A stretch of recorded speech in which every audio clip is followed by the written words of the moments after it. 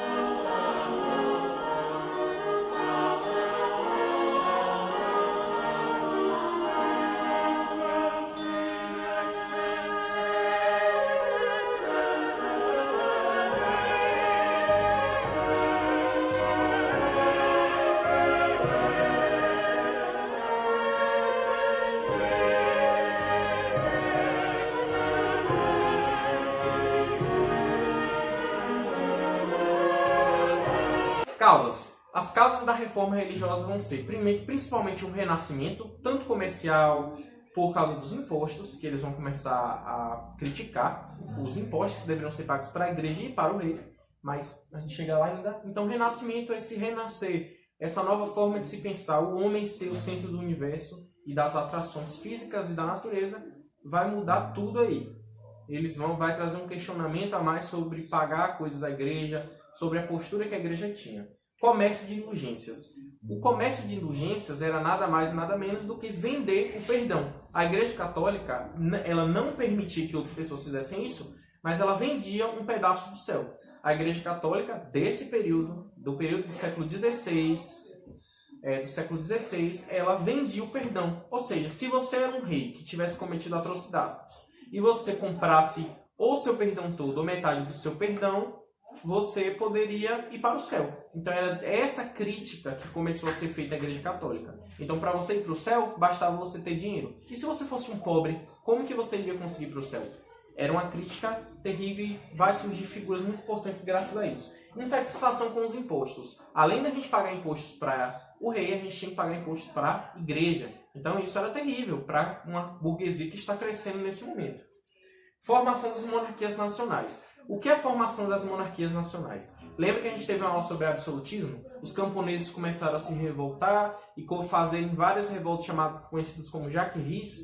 Então, aquilo vai obrigar que os senhores feudais se unam e centralizem o poder na figura de um rei. Então agora nós temos um rei. Então essa formação das monarquias nacionais é isso, absolutismo. Poder absoluto na mão do monarca, do rei no caso. Então, ela buscou atender os nobres, ou seja, a nobreza ali, que já era conhecida, e a burguesia que estava crescendo. Só que ela nunca atendeu de fato a burguesia. A burguesia, para ela ser livre, ela faria o quê? Ela tinha que tirar o poder do rei. Só que ela não tinha condições ainda de fazer isso. Então, ficava dessa maneira. Dava muitos direitos para a nobreza e concedia alguns pouquíssimos para a burguesia. Mas mesmo assim, eles ainda eram controlados. A ascensão da burguesia. Então a burguesia ela ascende e ela se torna poderosa. Ela futuramente, muito futuramente, quando vocês estiverem no 8º ano, vocês vão ouvir falar sobre a burguesia decapitando reis, enforcando reis, tomando o poder do território. Então a burguesia ela vai se tornar ainda muito mais importante. E o desejo pelas terras do clero. Na verdade, uma das coisas mais importantes vão ser essas.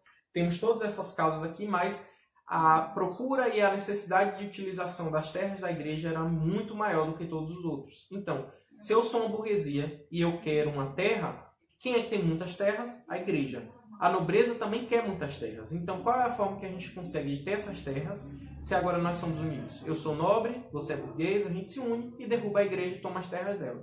Então, foi algo que proporcionou a essa reforma protestante. Provavelmente esse vídeo vai ser dividido em 3 partes, porque é um conteúdo muito grande, mas no mais é isso.